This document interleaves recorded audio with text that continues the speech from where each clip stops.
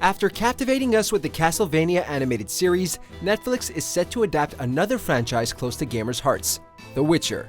As the TV series is based on the books, not the video games, fans of Andrzej Sapkowski's Witcher short stories and novels have a lot more insight into what's going on. Early trailers and promotion have created some confusion, especially among gamers who haven't gone back and read Sapkowski's stories. One thing in particular really stands out. Why does Yennefer look so different in the initial trailer? Welcome to MojoPlays, and in this video, we'll be taking a look at why Yennefer doesn't look like the Yen gamers are used to. Something not quite right? Before we begin, we publish new content all week long, so be sure to subscribe and ring the bell to get notified about our latest videos. In Sapkowski's short stories and novels, we learn a few things about Yennefers Origins. In the world of The Witcher, for the most part, only daughters who can't be conventionally married off are sent to become sorceresses. Yennefer is one such unfortunate, having been born a hunchback. In The Tower of Swallows, it's also revealed that her parents were incredibly abusive. Her father hit her and blamed Yennefer's deformity on her mother due to the elf blood and magic in her family line.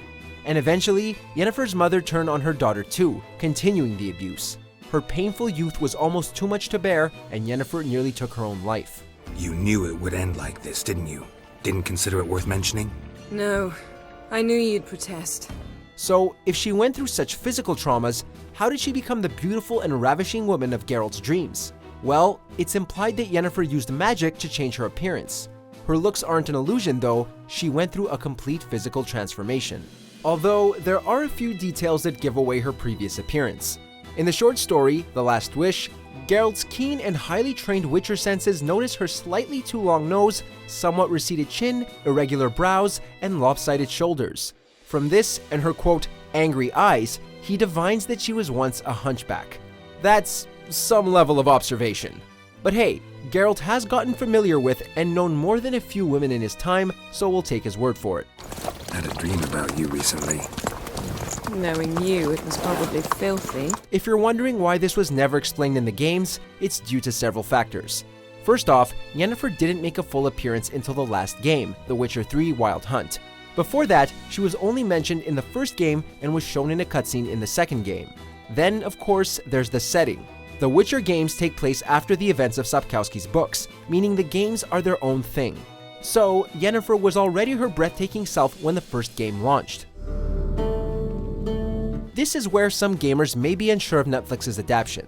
The Witcher TV series is aiming to be as faithful to Sapkowski's works as possible. As confirmed by showrunner Lauren Hisrich, the show has nothing to do with CD Projekt's games, besides perhaps a few cosmetic inspirations. What this all means is that the series will take place before the timeline of the games. So if you haven't read the books, expect to see a lot of unfamiliar sides of Yennefer, Geralt, and Ciri. Judging from the stills and teaser trailer released so far, the show could go one of two ways. The first few episodes could focus entirely on character backstories, showing how Yennefer became the sorceress we know her as, or it'll do the TV standard of focusing on major events with flashbacks sprinkled in between key moments.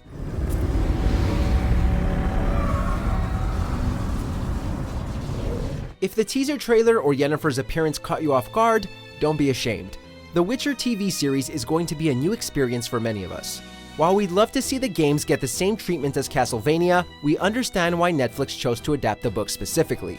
Either way, the show is going to encourage gamers to read the books, and those who read the books to play the games. We'll see what happens when The Witcher premieres on Netflix later this year.